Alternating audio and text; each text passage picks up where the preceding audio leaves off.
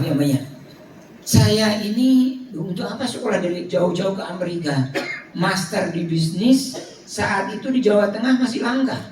Di kampus saya sendiri di Undip, saat itu yang namanya master itu belum ada, sehingga saya sempat mengajar di Undip, ya, di fakultas saya, di fakultas ekonomi. Tapi karena almarhumah ibu saya saat itu mengatakan, sudahlah kamu itu bisa seperti ini karena ayahmu, katanya. Cobalah, jangan kau itu melupakan jasa orang tuamu. Nurut ayahmu, insya Allah hidupmu berkah. Di situ saya hancur dari saya. Saya akhirnya bilang, saya karena almarhumah yang menasihati saya bilang seperti itu, akhirnya saya ikut. Saya hanya menerbitkan Al-Quran. Al-Quran waktu itu dan masih mushaf biasa.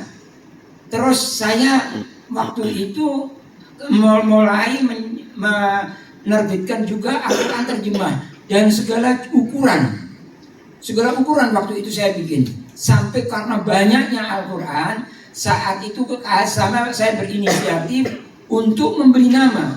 Namanya akhirnya mulai dari Ar-Rahman, yaitu nama Asmaul Husna, dari Ar-Rahman sampai As-Sabur, dan penuh saat itu sudah ada semua. Itu adalah awal sampai ada nama Al-Quran tadi itu. Dan setelah itu, ini mau tahu hikmah dari saya ngikutin nasihat dari almarhumah ibu saya. Pada tahun 84 saya mendirikan yayasan. Yayasan itu namanya Yayasan Abul Yatama, yang mendirikan yaitu Lembaga Pendidikan Islam Hidayatullah. Dan saya betul-betul tahu hikmah dengan saya mengikuti saran dan nasihat dari almarhumah.